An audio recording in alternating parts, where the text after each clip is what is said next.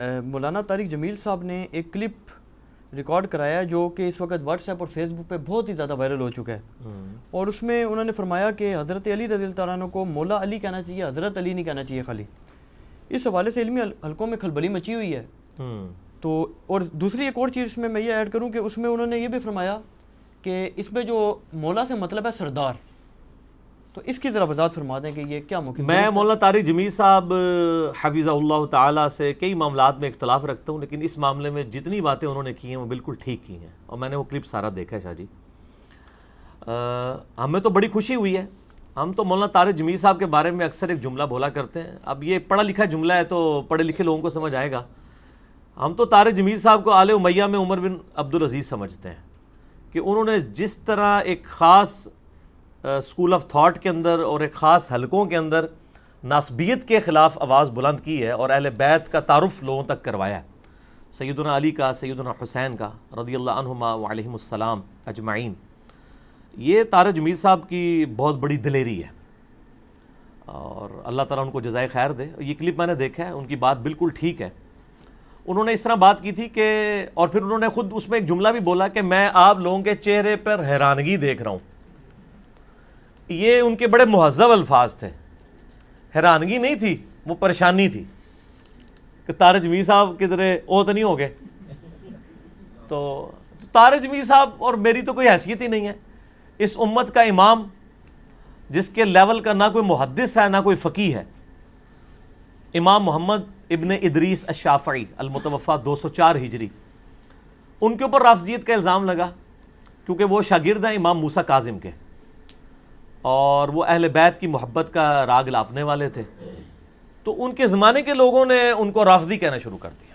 پھر انہوں نے وہ شعر کہا جو دیوان الشافعی میں ہے اور اہل سنت کے تمام ائمہ نے تواتر کے ساتھ اپنی اسماء و رجال کی کتابوں میں نقل کیا ہے، خصوصاً امام ابن تیمیہ نے اور ان کے شاگرد جو ہیں امام ذہبی جو اسماء و رجال میں بہت بڑے امام مانے جاتے ہیں، انہوں نے تاریخ الاسلام کے اندر، ابن حجر اسقلانی نے، ابن کثیر نے، باقی لوگوں نے، ان کان رفضا حب آل محمد فلیشہد الثقلان انی رافضی، اگر بالفرض آل محمد صلی اللہ علیہ وآلہ وسلم کی محبت کا نام رافضی ہونا ہے تو جنو انس اس پر گواہ ہو جاؤ کہ میں رافضی ہوں۔ تو جو انہوں نے وہ مولا علی والی بات کی، اور انہوں نے اس میں یہ بھی لفظ بولا تھا کہ بعض اصحاب کی کچھ کوالٹیز ہیں وہ ان اصحاب کا حق ہے کہ ہم ان کے ناموں کے ساتھ لیا کریں، تو وہ حق ہم باقی لوگوں کو دے رہے ہیں۔ حضرت ابو بکر الصدیق ہی سارے لوگ کہتے ہیں، ابو بکر نے فرمایا کوئی نہیں کہتا، ابو بکر صدیق ہی کہتے ہیں نا، تو حضرت ابو بکر کا حق تو ان کو مل رہا ہے۔ حضرت عمر کی جب بات ہوتی ہے تو عمر فاروق لوگ کہتے ہیں ان کو حق دے رہے ہیں، حضرت عثمان کی باری آتی ہے تو حضرت عثمان غنی لوگ کہتے ہیں، تو حضرت علی کے لیے صرف حضرت علی کہتے ہیں۔ بہت کم جو ہیں علی المرتضیٰ، یہ سر شاید مشکل بھی ہے پروننسیشن، اس لیے کہنا ان کو مشکل ہوتا ہو، یا حیدر جو صحیح مسلم میں صحیح حدیث ہے کہ مرہب کو حضرت علی نے قتل کیا تھا، اس وقت اشعار پڑے تھے کہ میری ماں نے میرا نام حیدر رکھا ہے، تو میرا خیال ہے وہ حیدر اور مرتضیٰ یہ مشکل ہے، اس کی وجہ یہ مولا علی جو ہے نا یہ خصوصیت بھی ہے اور سب سے بہترین آپ صلی اللہ علیہ وآلہ وسلم کی طرف سے ان کے لیے انعام ہے۔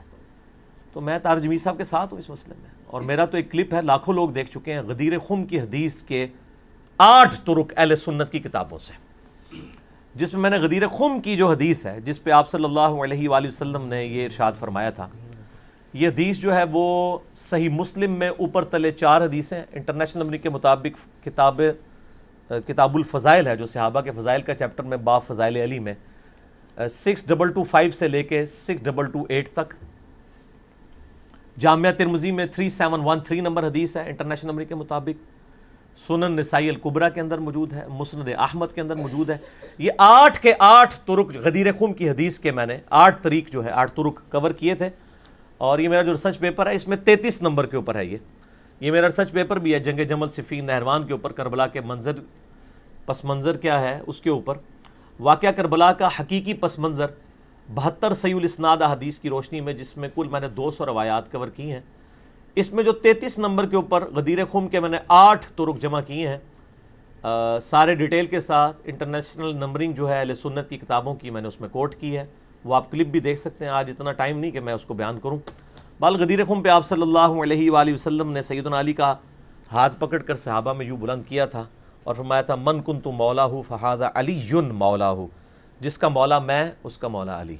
اور اس سے پہلے آپ نے وہ آیت تلاوت کی تھی سورہ الاحزاب کی آیت نمبر 6، النبی اولا بالمؤمنین من انفسہم وازواجہ امہاتہم، نبی علیہ السلام جو ہیں وہ مومنین کی جانوں پر ان کی جانوں سے بڑھ کر حق رکھتے ہیں، اور نبی کی بیویاں امت کی مائیں ہیں۔ تو نبی مومنین پر ان کی جانوں سے بھی بڑھ کر حق رکھتے ہیں، یعنی مومنینوں کو جتنی اپنی جانیں عزیز ہیں اس سے بڑھ کر نبی علیہ السلام کا حق ہے ان پر۔ پھر آپ نے فرمایا کہ کیا میرا حق ہے؟ تو ہاں، سب نے کہا ہے۔ تو پھر آپ نے فرمایا من کنت مولاہ فہذا علی مولاہ، تو جس پر میں حق رکھتا ہوں اس پر علی کا بھی حق ہے۔ یہ تارجمی صاحب نے صحیح کہا ہے کہ مولا یہاں پر سردار اور آقا کے معنوں میں ہے۔ ہم دلی محبوب ترجمہ کرتے ہیں آپ جیسے لوگوں کے شر سے بچنے کے لیے، وہ تو اسپیسیفک ترجمہ ہے، لیکن مولا کا مطلب دلی محبوب یہ تو ہر وقت ہے ہی ہے۔ پھر یہ عربی لنگوسٹک میں جہاں جہاں یہ جن معنوں میں یوز ہو رہا ہوتا ہے نا انہی معنوں میں چلا جاتا ہے۔ مولا لفظ آپ دیکھیں، مولا کا مطلب غلام بھی ہے۔ آپ حیران ہوں گے کہ آقا بھی اور غلام بھی، ایک 180 ڈگری مطلب، اس لیے کہ مولا کا چونکہ لفظی مطلب ہے دلی محبوب، تو ایسا غلام جس کو اس کا آقا آزاد کر دے، اتنا اس پہ خوش ہو، تو اس غلام کو کہا جاتا ہے یہ مولا ہے فلاں کا۔ جیسا حضرت ثوبان کو کہا جاتا ہے مولا رسول اللہ صلی اللہ علیہ وآلہ وسلم، ٹھیک ہے جی۔ کیوں کہا جاتا ہے؟ کہ یہ اتنا محبوب ہے اپنے آقا کا کہ اس نے اسے فری میں آزاد کر دیا۔ حضرت ثوبان کو کہا جاتا ہے مولا، وہ رسول اللہ کے مولا ہیں۔ اب یہاں پہ جب کوئی رسول اللہ کا مولا ہوگا تو مراد یہ کہ آپ کا محبوب، اور نبی علیہ السلام جب کسی کے مولا ہوں گے تو ہوگے تو محبوب لیکن آقا کے معنوں میں، جیسے ہم دروشی میں پڑھتے ہیں اللہم صلی علی سیدنا و مولانا محمد، یا قرآن حکیم میں آیا ہے ان اللہ ہوا مولاہ و جبریل و صالح المؤمنین، نبی علیہ السلام کا مولا ہے اللہ، جبریل اور تمام فرشتے اور نیک ایمان والے۔ اب حضرت جبریل، اللہ تعالیٰ، ایمان والے سارے ایک لیول کے مولا ہیں؟ نہیں، اللہ تعالیٰ مولا ہے، پشت پناہ ہے آقا ہونے کے معنوں میں۔ حضرت جبرائیل اور ایمان والے اور صحابہ حضور کے مولا ہیں ان معنوں میں کہ وہ ان کے سپورٹیو ہیں، آقا ہونے کے معنوں میں نہیں ہے، یا غلام ہونے کے معنوں میں، یا سپورٹیو۔ تو مولا جو ہے وہ سرکمسٹانسز بتاتے ہیں کہ اب مولا کا مطلب جو ہے وہ دلی محبوب ہے، یا آقا ہے، یا غلام ہے، یا جگری یار ہے۔ بار جگری یار کا معنی تو ہمیشہ رہے گا، ایسا غلام جس کو اس کا مالک آزاد کر دے وہ اس مالک کا مولا بن جاتا ہے۔ کہتے ہیں یہ اس کا دیکھو بڑا آنکھوں کا تارا ہے، اور وہ آقا اس غلام کا مولا بن جاتا ہے، کہ اس لیے کہ وہ اس سے اتنی محبت کرتا ہے کہ اسے آزاد کر دیے۔ تو مولا آقا کے معنوں میں بھی آتا ہے، غلام کے معنوں میں، لیکن میں نے ان ساری چیزوں سے بچنے کے لیے ایک ہی معنی کیا ہوا ہے، جس کا جگری دوست میں اس کا جگری دوست علی۔ تو جس کو آقا کا معنی نہ عظم ہو، کم از کم وہ دلی لگاؤ تو حضرت علی سے رکھے۔ صحیح مسلم میں حدیث ہے انٹرنیشنل نمبر کے مطابق 240، علی سے محبت نہیں رکھے گا مگر مؤمن، علی سے بغض نہیں رکھے گا مگر منافق۔ تو محبت علی از دا لٹمس ٹیسٹ آف ایمان۔ یہ تو اس سے بھی بڑی بات ہے، من کنت مولاہ فہذا علی مولاہ، یہ چھوٹی بات ہے، اس سے بڑی بات تو صحیح مسلم میں 240 نمبر حدیث ہے 240، علی سے محبت نہیں رکھے گا مگر مؤمن، علی سے بغض نہیں رکھے گا مگر منافق، یہ اس سے بڑی بات ہے۔ تو وہ غدیر خم کیا حدیث دیکھ لیں۔ اچھا، پھر یہاں پہ حدیث ختم نہیں ہوئی ہے، اس کے بعد آپ نے فرمایا اے اللہ اس سے محبت رکھ جو علی سے محبت رکھے، اس سے دشمنی رکھ جو علی سے دشمنی رکھے۔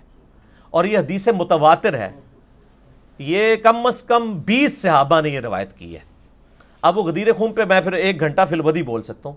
میں نے ریسرچ پیپر کا تعارف کروا دیا، یہ 5B ریسرچ پیپر ahlsunnatpak.com سے ڈاؤن لوڈ کریں، اور آپ یوٹیوب پہ غدیر خم صرف لکھیں سر، دنیا میں کہیں بیٹھ کے ٹاپ پہ میرا کلپ کھلے گا، لاکھوں لوگ دیکھ چکے ہیں سب سے زیادہ۔ بلکہ جب بھی حضرت علی حسن حسین کی بات ہوتی ہے، دنیا میں کوئی بندہ بھی سرچ کرتا ہے نا، انجینئر صاحب کے کلپ پہلے آنا شروع ہو جاتے ہیں جنہوں نے ورکنگ کی ہوئی ہے۔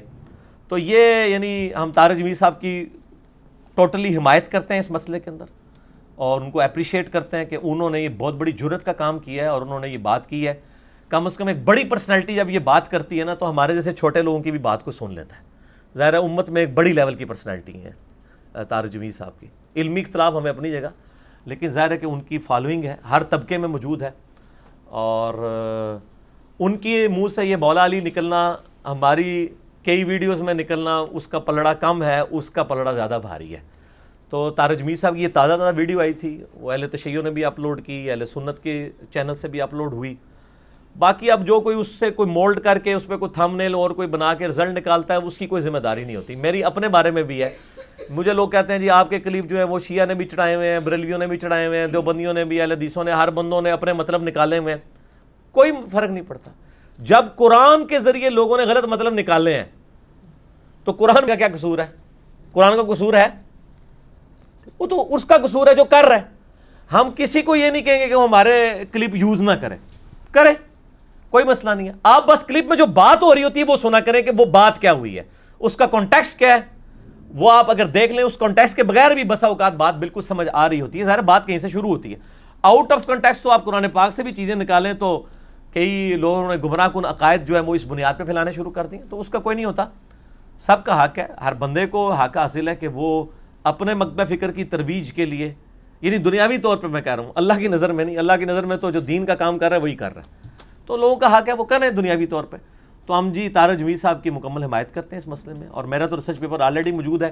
باقی میں اس پہ تفصیل نہیں بولوں گا. آپ غدیر خم کی حدیث آپ جا کے یوٹیوب پہ لکھیں غدیر خم، GHADEER خم KHUM، جس میں نبی علیہ السلام نے مکے سے مدینے واپس آتے ہوئے اپنی وفات سے 3 مہینے پہلے غدیر خم کا خطبہ دیا ہے اور فرمایا 2 چیزیں چھوڑ کے جا رہا ہوں، ایک اللہ کی کتاب ہے اور دوسرے میرے اہل بیت ہیں.